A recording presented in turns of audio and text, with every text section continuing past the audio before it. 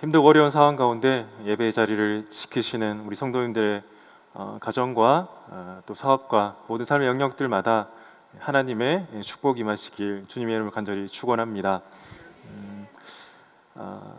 NBA 농구 선수 중에 코비 브라이언트라는 선수가 있습니다. 안타깝게도 얼마 전에 헬기 사고로 이 세상을 떠난 코비 브라이언트가 있는데요. 이 코비 브라이언트는 세계 최고의 농구 선수들 중에 한 명이었습니다. 그는 세계 최고의 농구 선수였지만 누구보다 훈련하는 것을 게을리하지 않는 것으로 유명했습니다. NBA 트레이너였던 앨런 스테인 주니어라는 코치가 이 코비가 참여하는 캠프에 와달라는 초청을 받게 됩니다. 캠프에 참가한 앨런은 코비에게 그의 훈련 모습을 지켜보고 싶다라는 부탁을 합니다. 그래서 코비는 앨런에게 내일 4시에 시작할 겁니다라고 이렇게 말합니다. 앨런은 오후 3시 30분부터 캠프가 있었다는 것을 알았기에 그 시간에 캠프가 있다고 코비에게 이렇게 말을 합니다. 그때 코비는 앨런에게 새벽 4시에 운동을 할 겁니다라고 이렇게 말합니다. 다음날 새벽 앨런은 이 코비의 훈련을 지켜보기 위해서 새벽 3시 30분에 이 체육관에 도착을 합니다. 그런데 이미 코비는 체육관에 와서 땀을 흘리며 훈련을 이미 하고 있었습니다. 그렇게 앨런은 코비의 훈련을 지켜보았는데 코비는 이 45분간 다른 훈련은 하지 않고 오직 기본적인 훈련들만 했습니다. 볼을 만지는 것, 다리 동작, 그리고 공격 동작, 수비 동작 등 모두 기본 동작들만 훈련을 했습니다. 그 모습을 다 지켜본 후에 이 앨런 트레이너는 이 코비에게 이렇게 묻습니다. 당신은 세계에서 가장 뛰어난 선수인데 왜 그렇게 기본적인 훈련을 하는 겁니까? 그래서 코비는 이렇게 말합니다. 제가 왜 경기에서 뛰어날 수 있다고 생각하십니까? 그 이유는 절대 기본적인 동작에 실증내지 않기 때문입니다라고 코비는 말합니다. 코비의 이 말을 들은 앨런은 이렇게 생각합니다. 코비는 그날 아침 내게 아주 중요한 교훈을 하나 주었다. 기본은 간단하다. 그러나 쉽지 않다. 만일 기본이 쉽다면 누구나 쉽게 하지 않겠는가라고 생각했습니다. 사랑하는 여러분, NBA 코치 앨런과 세계적인 농구 스타 코비 브라이언트를 대화를 통해서 우리는 간단하지만 쉽지 않은 기본의 중요성을 다시 한번 생각하게 됩니다. 세계 최고의 농구 선수였던 코비의 실력은 다른 곳에서 나왔던 것이 아니라 매 순간 농구의 기본을 훈련하는 것을 게을리하지 않았던 그의 훈련 태도에서 온 것입니다. 사랑하는 여러분, 그러나 이 기본은 농구에만 적용되는 것이 아닙니다. 우리의 모든 삶에 적용될 뿐만 아니라 우리의 신앙생활에도 동일하게 적용할 수 있습니다. 우리 오늘 말씀을 통해서 우리가 기억하고 지켜야 할 그 규례라는 제목으로 말씀을 나눌 것입니다. 기억하고 지켜야 할 이 규례는 이스라엘 백성들이 그들의 삶에서 지켜야 할 기본적인 것이었습니다. 이스라엘 역시 하나님께서 기억하고 지키라고 하신 그 기본을 지킬 때 그들이 패배하지 않고 승리하는 삶을 살 수 있었던 것입니다. 우리 오늘 말씀을 통해서 이스라엘 백성들이 430년간 그 노예의 삶에서 하나님으로 백성으로 새롭게 시작하는 그 출발점인 이 유월절을 통해 말씀을 나누길 원합니다. 하나님께서 그들을 구원하시고 그들에게 기억하고 그리고 지키라고 하신 이 유월절을 지킬 때 그들은 하나님을 떠나지 않고 하나님과 동행하며 승리할 수 있었습니다. 그들에게 이것이 기본이었던 것입니다. 그러나 말씀드린 것처럼 기본은 간단하지만 쉽지 않습니다. 그렇기에 이스라엘 백성들은 이 기본을 지키는 것에 실패했고 결국 하나님을 떠나게 되는 것입니다. 사랑하는 오늘 말씀을 통해서 우리는 이스라엘 백성들처럼 이 신앙의 기본을 놓치지 않고 살기를 원합니다. 우리는 기억하고 지켜야 할 규례를 잘 지켜서 간단하지만 결코 쉽지 않은 이 기본을 잘 지킴으로 날마다 하나님과 동행하시고 또한 승리하시는 삶을 살아가시는 저와 여러분 되시기를 간절히 축원합니다. 오늘 본문은 하나님께서 이스라엘 백성들을 애굽의 바로 왕으로부터 구원하시기 위해 애굽의 마지막으로 내린 재앙에 대한 것입니다. 하나님은 애굽에 이미 9가지 재앙을 내리셨고 이제 한 가지 재앙만이 남았습니다. 이전 9가지 재앙은 모세를 통해 내려졌고 그 재앙 가운데 이스라엘 백성들이 해야 할 것은 없었습니다. 그런데 마지막 10번째 재앙은 이전의 다른 재앙들과는 달랐습니다. 10번째 재앙은 아시는 것처럼 애굽의 모든 장자를 치는 것이었습니다. 그러나 이 재앙은 모세를 통해 내린 것이 아니라 하나님께 직접 내리셨고, 이전의 다른 재앙들과는 달리 이스라엘 백성들 역시 하나님의 말씀에 순종할 때 그들은 재앙을 피할 수 있었습니다. 하나님 열 번째 재앙을 애굽에 내리시기 전에 모세에게 이스라엘 백성들이 해야 할 것이 무엇인지를 일러 주십니다. 하나님께 들은 모세는 이스라엘 장로들을 불렀고 그들이 해야 할 것에 대해서 알려줍니다. 출애굽기 12장 21절을 보면 이스라엘 백성들이 해야 할 것은 먼저 그들의 가족의 수대로 어린 양을 택해 유월절 양으로 삼는 것이었습니다. 그리고 22절은 우슬조 묶음을 가져다가 그릇에 담은 양의 피를 적셔 그들이 사는 집의 문 임방과 좌우 설주에 뿌리고 아침까지 단 한 사람도 밖으로 나가지 않는 것이었습니다. 이스라엘 백성들은 하나님의 백성들이었지만 하나님께서 지키라고 하신 말씀에 순종할 때 그들 역시 재앙을 당하지 않게 되는 것입니다. 즉 하나님께서 이스라엘 백성을 주셔서 지키라고 한 이 유월절은 하나님의 말씀을 믿음으로 순종하는 자들에게 그 재앙이 지나가게 하는 것을 기념하는 절기였습니다. 하나님께서 모세에게 주신 말씀처럼 이스라엘의 구원은, 이 열 번째 재앙으로부터의 구원은 하나님께서 그들에게 하신 그 말씀을 믿음으로 순종할 때 그들에게 구원이 임했던 것입니다. 이 마지막 재앙은 애굽 왕 바로와 애굽의 백성들뿐만 아니라 이스라엘 백성들조차도 그들의 집 문에 양의 피가 없었다면 하나님의 심판을 당할 수밖에 없었다는 것을 보여줍니다. 그러나 이스라엘 백성들이 해야 될 것은 복잡한 것이 아니었습니다. 그리 해야 될 것은 흠이 없는 일련된 양을 잡고 우슬초로 그 피를 적셔 문에 바르기만 하면 됐습니다. 그리고 말씀대로 아침까지 밖으로 나가지 않으면 그들은 재앙을 결코 당하지 않았습니다. 하나님께서 원하셨던 것이 바로 이것입니다. 하나님의 말씀이라면, 하나님의 그 말씀의 선포라면 믿음으로 순종하기를 하나님께서 원하셨다는 것입니다. 이스라엘 백성들은 430년간 애굽에서 노예로 살았습니다. 그들은 하나님의 말씀이 아니라 세대를 거쳐 바로 왕의 말을 들었습니다. 그래서 지금까지 노예의 삶을 살았던 그들에게 필요한 것은, 그들은 바로의 말을 듣는 것을 멈추고 이제는 하나님의 하시는 말씀을 듣는 것이었습니다. 이제 그들은 하나님의 말씀을 들으며 살아가야 하는 하나님의 백성의 정체성으로 살아가야 되는 것입니다. 이제 그들이 출애굽하면 가나안 땅으로 가게 됩니다. 근데 문제는 그들이 애굽을 떠나 가나안 땅으로 가는 것에 있지 않았습니다. 그들이 애굽을 떠나 가나안 땅으로 간다고 한들 그들이 하나님의 말씀을 듣지 못한다면, 그들이 하나님을 신뢰하지 못한다면, 그들이 하나님의 말씀을 믿지 못한다면 그들이 가나안 땅으로 간다고 한들 그곳은 애굽과 다를 것이 하나도 없었을 것입니다. 그래서 하나님은 그들에게 자신을 신뢰하는 그 훈련을 시작하신 것입니다. 그들에게 필요한 것은 하나님이 하시는 명령이라면 믿음으로 순종하는 것이었습니다. 애굽을 떠나 하나님을 따라가면 그들에게 가장 선한 것을 주실 것이라는 그 믿음이 이스라엘 백성들에게 필요했습니다. 이 믿음이 필요했기에 하나님은 이스라엘 백성들, 너희들이 이것을 할 때 내가 너희들을 구원해 줄 것이라고 선포하시는 것입니다. 우리 교회에서 구입하는 이 피아노를 선택하기 위해서 피아노 대리점에 갔던 적이 있습니다. 물론 저는 피아노에 대해서 잘 몰라서 이 피아노를 전공하신 집사님과 함께 그 대리점에 갔습니다. 피아노를 살펴보시던 집사님은 같은 종류의 피아노라도 미세한 차이가 있다고 하시면서 두 대의 피아노를 계속해서 연주해 보셨습니다. 그리고 소리를 확인하시고 다른 여러 가지 것들도 확인하셨습니다. 사실 저는 피아노에 대해 잘 몰라서 어떤 차이가 있는지도 모르고 듣고 있었습니다. 그러던 중에 집사님 옆에 있던 또 다른 한 대의 피아노를 연주해 보시더니 이 피아노 소리가 정말 좋다라고 말씀하셨습니다.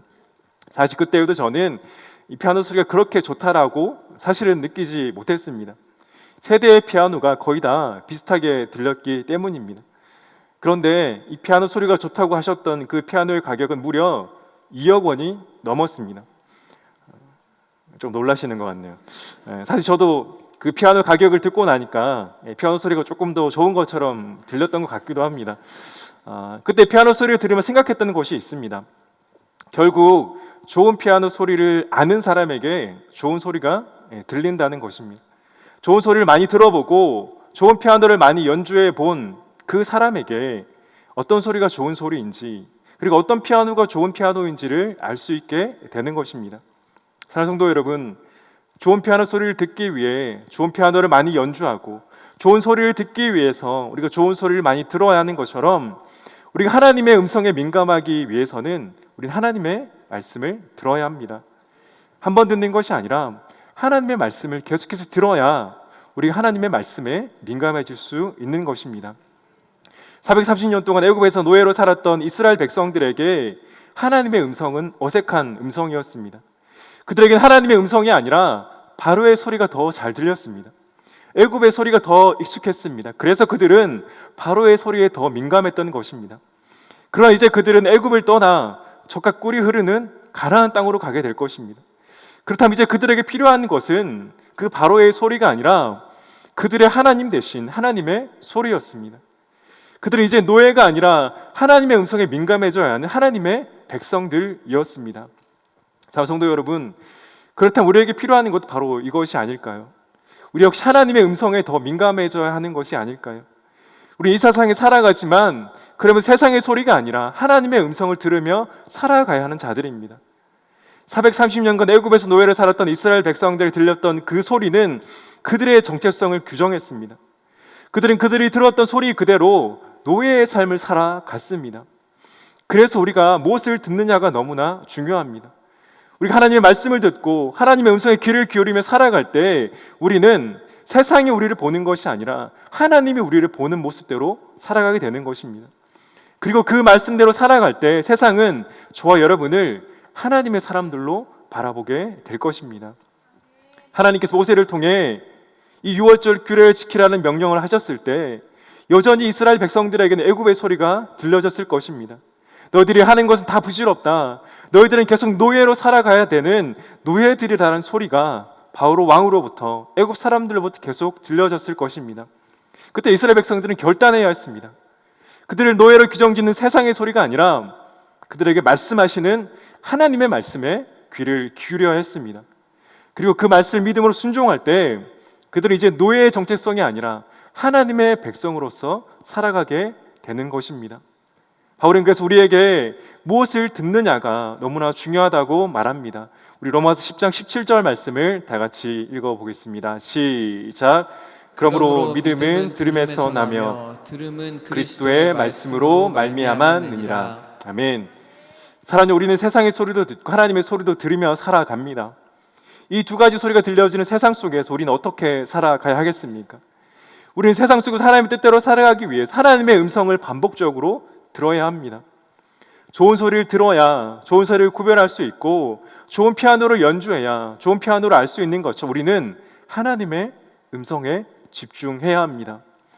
그래서 하나님께서 애굽에 내린 이 마지막 재앙을 통해 이스라엘 백성들에게 말씀하시는 것은 분명합니다.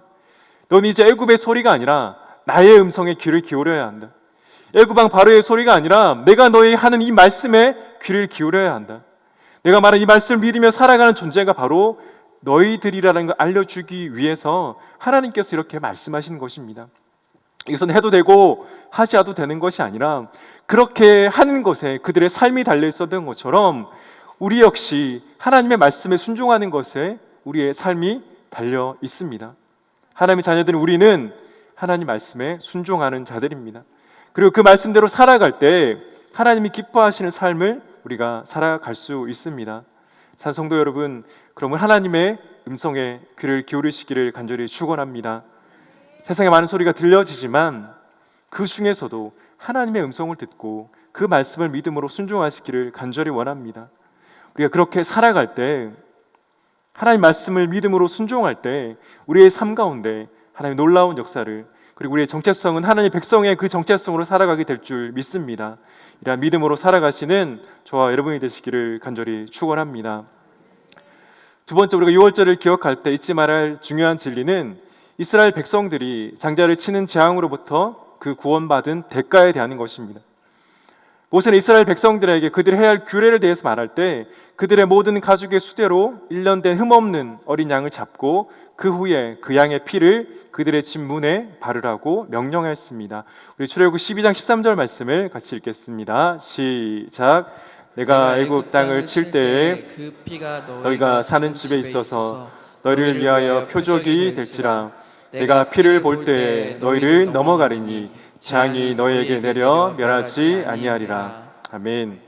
하나님께서 애굽의 모든 장자를 치실 때 이스라엘 백성들의 집의 문에 발라진 그 피를 볼 때 하나님은 그들로부터 재앙을 넘어가게 하실 것이라고 말씀합니다. 즉 그들의 집에 발라진 그 흠없는 양의 피가 그들로부터 재앙이 넘어가게 하는 것입니다. 근데 우리는 생각해 볼 수 있습니다. 과연 이스라엘 백성들이 애굽 사람들보다 더 나은 사람들이었을까요? 이스라엘 백성들이 과연 애굽 사람들보다 더 선한 사람들이었을까요? 아닙니다. 그렇지 않습니다. 이스라엘 백성들은 불평했고 출애굽 이후에도 여전히 불평한 민족이 이스라엘 백성들입니다. 이스라엘 백성들은 그들이 구원받을 만해서가 아니라 그 양의 피 때문에 그들의 재앙으로부터 넘어가는 것입니다. 그 양의 피가 발라진 문 안에 어떤 사람들이 살고 있는지는 중요하지 않았습니다. 그 집에 살고 있는 것이 남자인지 여자인지 부자인지 가난한 자인지 이스라엘 백성들인지 애굽 사람들인지 아니면 다른 나라 사람들인지는 중요하지 않았습니다. 중요한 것은 그들이 어떤 사람들인가가 아니라 그들의 진 문에 양의 피가 발라져 있는가 그렇지 않은가였습니다. 그들이 어떠함과 상관없이 그들의 진 문에 양의 피가 발라져 있다면 그들에게는 재앙이 임하지 않은 것입니다. 이스라엘 백성들이 출애굽하는 장면 중에 출애굽기 12장 38절을 보면 수많은 잡족과 함께 하였으며 라고 말하는 장면이 나옵니다. 이것은 애굽 사람들이나 이스라엘 백성들과 함께 있었던 이들 중에도 이스라엘 백성들이 하는 것을 보고 그들을 따라 했던 사람들이 있었음을 추측해 볼 수 있습니다. 물론 성경이 구체적으로 말하지 않지만 우리는 생각해 볼 수가 있는 것입니다.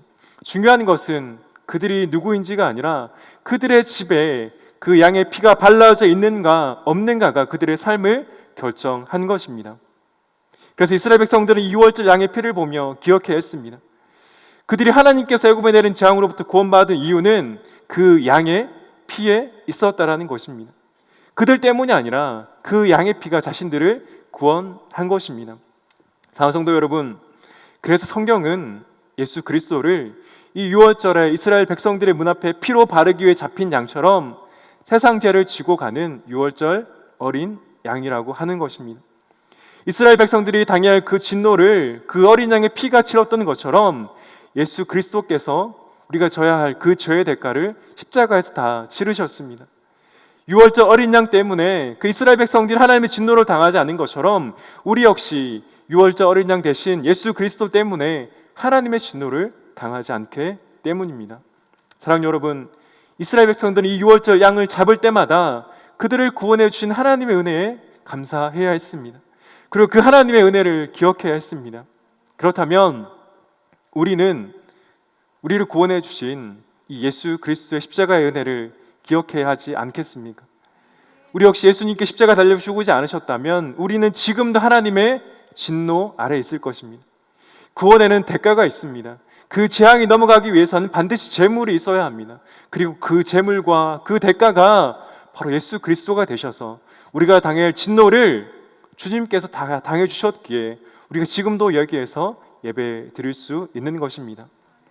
자, 성도 여러분, 그렇다면 저와 여러분은 우리를 구원하기 위해 6월절 어린 양 대신 그 예수 그리스도를 얼마나 생각하고 있습니까? 그 하나님의 은혜를 얼마나 감사하고 있습니까? 하나님께서 6월절을 기억하고 지키라 한 이유는 하나님은 하나님의 은혜가 아니면 그들 역시 심판받을 자라는 것을 기억하게 하기 위해서였습니다. 하나님의 은혜가 아니면 그들의 죄 때문에 멸망받을 자라는 것을 기억하게 하기 위해서 그들에게 6월절을 지키라고 하시는 것입니다. 그러나 안타깝게도 이스라엘 백성들은 하나님의 명령을 지키지 못했습니다. 그들은 6월절을 지킴으로 그들을 곧 하나님의 은혜를 잊지 말아야 했지만 그들은 그렇지 못했습니다.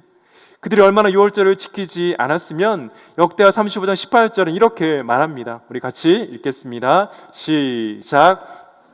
사무엘 이후로 이스라엘 가운데서 6월절을 이같이 지키지 못하였고 이스라엘 왕들도 요시아가 제사장들과 레위 사람들과 모인 온 유다와 이스라엘 무리와 예루살렘 주민과 함께 지킨 것처럼은 6월절을 지키지 못하였더라. 아멘.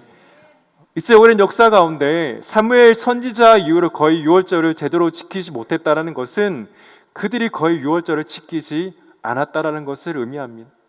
그들은 6월절을 지키며 하나님의 진노로부터 구원받은 하나님의 백성들이라는 것을 잊지 말아야 했지만 그들은 실패했습니다.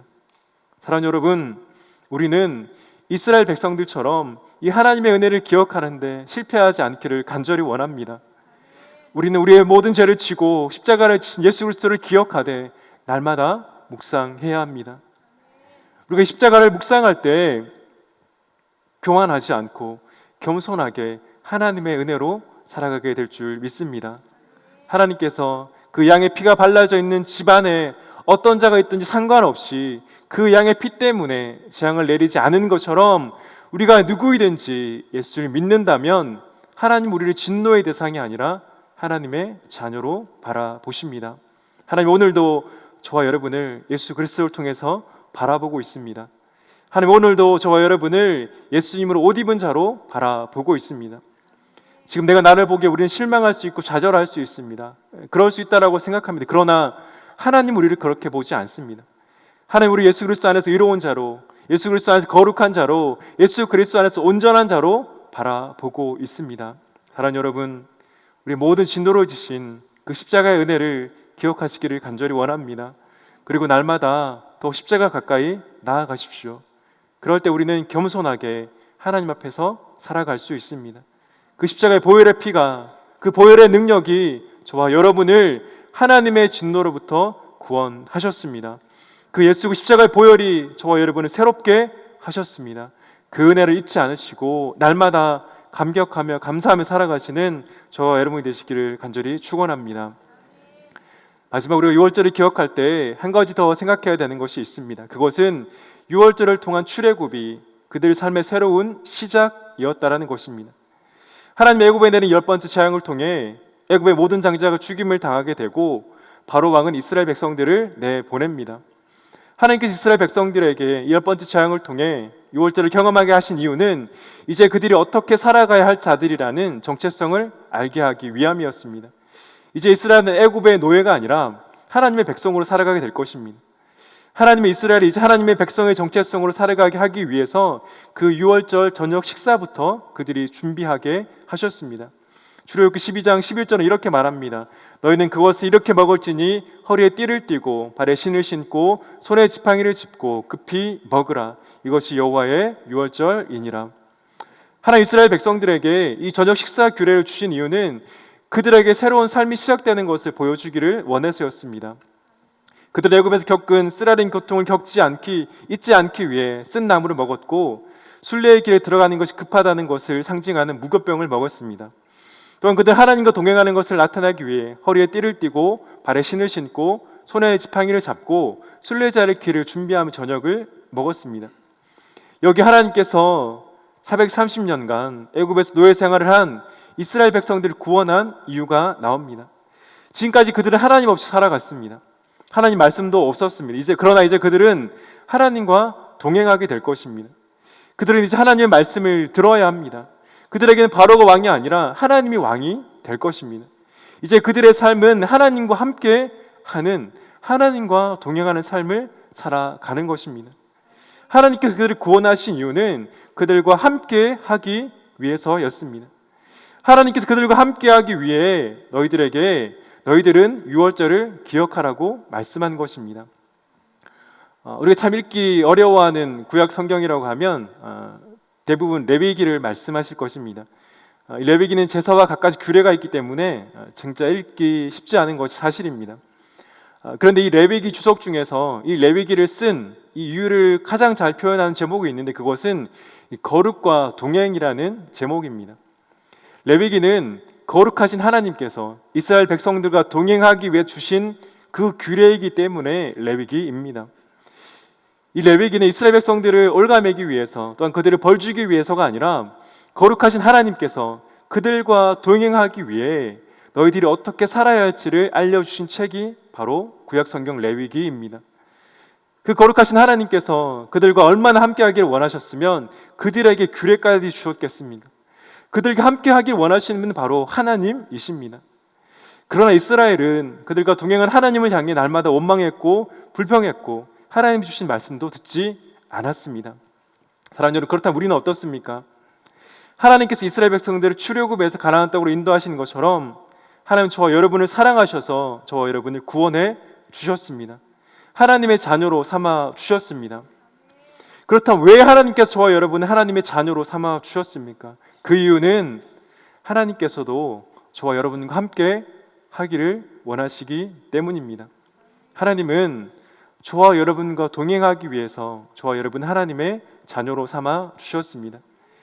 하나님의 뜻을 알려주기 위해 이스라엘 백성들에게 율법을 주신 것처럼 저와 여러분에게 하나님의 말씀인 성경을 주셨습니다. 그런데 우리는 이 하나님의 말씀을 가까이 하지 않고 하나님 주신 이 말씀을 무겁게만 생각하고 있지는 않습니까? 성경을 즐겁게 읽는 10가지 방법이라는 책이 있습니다. 이 책의 저자가 강의를 자주 하는데 그 강의를 할 때마다 묻는 질문이 있습니다. 그 질문은 당신은 왜 성경을 읽습니까? 라는 질문입니다.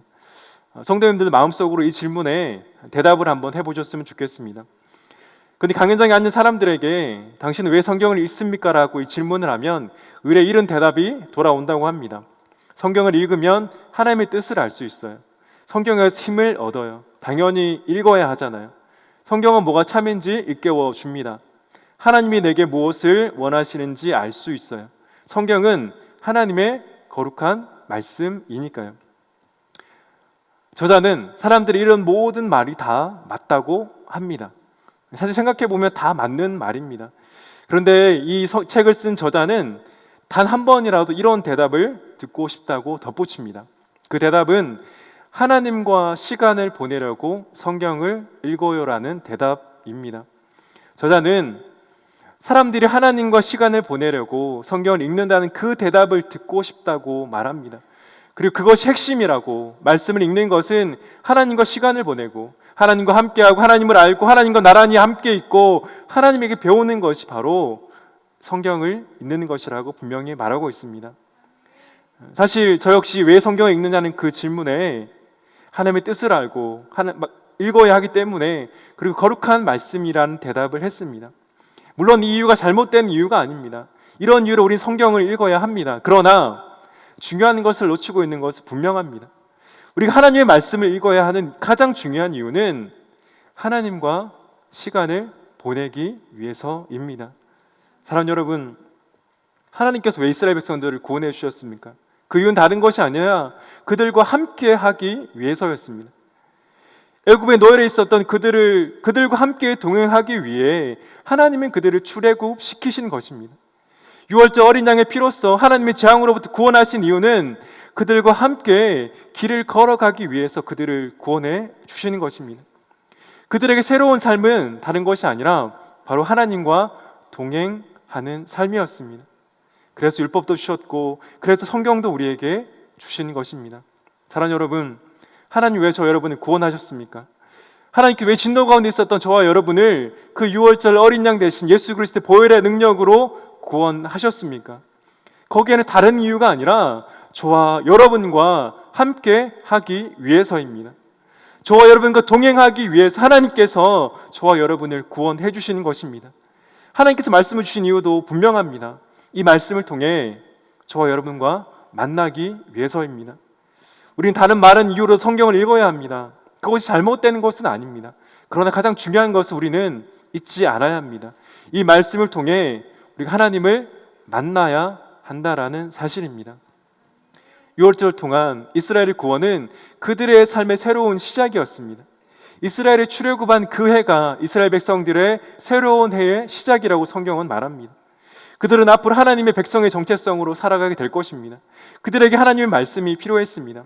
하나님과 동행하기 위해, 거룩하신 하나님과 동행하기 위해 그들에게 율법이 주어졌습니다. 그들을 벌하기 위해서가 아니라, 그들을 어렵게 만들기 위해서가 아니라 그들과 함께하기 위해 율법이 주어졌습니다. 사랑하는 여러분, 우리는 구원받은 이 완전히 새로운 삶을 살아가게 됩니다. 이 세상 우리 가정과 직장과 사업장의 모습은 그대로일 수 있습니다. 그러나 우리의 심령은 완전히 거듭났고 새로운 피조물이 되었습니다. 누구든지 그리스도 안에 있으면 새로운 피조물이라고 사도 바울은 말합니다. 새로운 피조물 된 우리는 하나님과 함께하는 삶을 살아가야 합니다. 하나님은 저와 여러분과 함께하기 위해 사망의 권세 아래에 있던 저와 여러분을 구원하셨습니다. 예수 그리스도께서 유월절 어린 양이 되셔서 그 제물이 되셔서 저와 여러분과 함께 할 수 있는 그 길을 열어주신 것입니다. 사랑하는 성도 여러분, 우리의 정체성을 잊지 않으셨으면 좋겠습니다. 우리에게는 구원이 마지막이 아니라 이제 새로운 시작입니다. 그 시작은 하나님과 함께 하는 것입니다. 날마다 하나님과 함께 동행하는 것, 하나님과 교제하는 것, 하나님 앞으로 나아가는 것, 그것 때문에 하나님이 저와 여러분을 구원해 주신 줄 믿습니다. 하나님 왜 저와 여러분을 구원하시고 여전히 이 땅에 남겨두셨습니까? 그것은 저와 여러분과 함께하고 저와 여러분을 통해 하나님의 사명을 맡기시기 위해서입니다. 사랑하는 성도 여러분, 이 말씀을 기억하며 날마다 저와 여러분과 함께 동행하기를 원하시는 그 하나님과 함께 하시는 저와 여러분이 되시기를 주님의 이름으로 간절히 축원합니다. 이제 말씀을 맺겠습니다. 하나님은 이제 노예의 삶을 벗어나 출애굽한 이스라엘 백성들이 기억하고 지켜야 할 그들의 삶의 기본적인 규례를 주셨습니다. 말씀드린 것처럼 기본은 간단하지만 지키는 것은 쉽지 않습니다. 그러나 기본을 지키지 않으면 모든 것이 무너지는 것처럼 하나님께서 우리에게 주신 기본을 지켜야 합니다. 우리 세상 가운데 살아가지만 하나님의 음성을 들으며 살아가는 존재들입니다. 또 우리는 예수 그리스도 십자가를 바라보며 살아가야 하는 존재들입니다. 그리고 날마다 하나님과 동행하기 위해서 우리가 구원받았음을 잊지 않고 날마다 하나님과 동행하셔서 이 기본을 튼튼하게 세우셔서 날마다 하나님의 백성으로서 승리하는 삶을 살아가시는 저와 여러분이 되시기를 주님의 이름으로 간절히 축원합니다.